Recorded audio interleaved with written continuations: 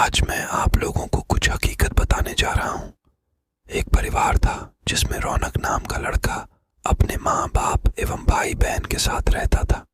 रौनक 20 साल का जब हो गया तो उसको देखने के लिए लड़की वाले आने लगे। कुछ दिन बीत गया, तभी रौनक को एक लड़की की फोटो अच्छी लगी। उसने अपनी माँ को बोला, माँ, मैं इसी से शादी करूंगा। और बोलता भी क्यों नहीं। हर लड़के की ख्वाहिश होती है कि उसकी औरत सुंदर और संस्कारी हो, ताकि किसी के सामने ले जाने से उसका मान भी बढ़े।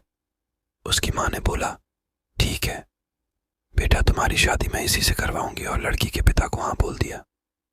कुछ दिन बाद उसकी शादी का दिन आ गया। वह बहुत खुश था, क्योंकि उसकी हल्दी, मेहंदी और संगीत से घर में खुशी छाई हुई थी। सारे मेहमान से उसका घर भर गया था। वह मन ही मन सोच रहा था कि मैं अपनी औरत को बाहर घुमाने ले जाऊंगा और दोस्तों के साथ खूब बातें भी करूंगा कि देखो, मेरी औरत लाखों में एक है। मन ही मन लड्डू फूट रहे थे।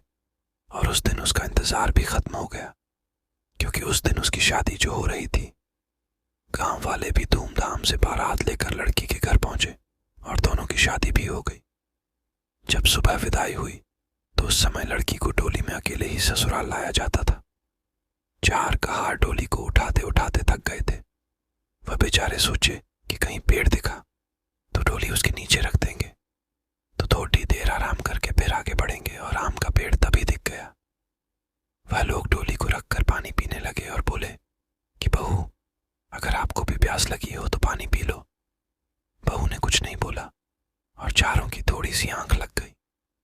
तभी उस पेड़ की चुड़ैल नीचे उतरी और दुल्हन को मारकर उसके अंदर आ गई और डोली में बैठ गई, क्योंकि दोपहर का समय था। थोड़ी देर बाद वह अपने ससुराल आ गई। लोग चार होने के बाद जब रात हुई तो रौनक अपने कमरे में गया। जब वह अपने बिस्तर पर बैठकर दुल्हन से बातें कर रहा था, तभी उसे जोर से प्यास लगी। उसने कहा, मैं पानी पी कर आता हूं।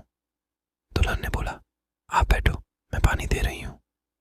इतना कहकर उसने अपना हाथ लंबा करके कुएं से पानी निकालकर उसको दे दिया। इतना देखते ही रौनक जमीन पर गिर गया और बेहोश हो गया। थोड़ी देर बाद जब उसे होश आया तो उसने अपने सामने घूंघट में छुपी चुड़ैल को देख लिया और भागने की कोशिश करने लगा। तभी उस चुड़ैल ने बोला, आप भागो मत, मैं आपको मारूंगी नहीं और अब मैं आपके साथ रहूंगी भी नहीं। नहीं तो आप जीवित नहीं रहोगे, क्योंकि आपने हमारा चेहरा देख लिया। लेकिन यह गांव हमारी ही निगरानी में हमेशा रहेगा, क्योंकि यहाँ मेरा ससुराल है। और मैं आपको एक बात बताती हूँ, जो आप अपने गांव वालों को बता देना कि जिस घर का चूल्हा उत्तर दिशा में होगा, वह सब अपने घर का चूल्हा दक्षिण दिशा में कर लो, तो उनके घर में हमेशा बरकत बनी रहेगी। इतना कहकर वह गायब हो गई। शास्त्रों के हिसाब से माना जाता है कि दक्षिण में अक्सर भूत प्रेत निवास करते हैं, लेकिन ऐसा करने से आज भी उस गांव में कभी भूखमरी या फिर कोई बीमारी जल्दी नहीं आती। वहां पर सब हंसी खुशी रहते हैं।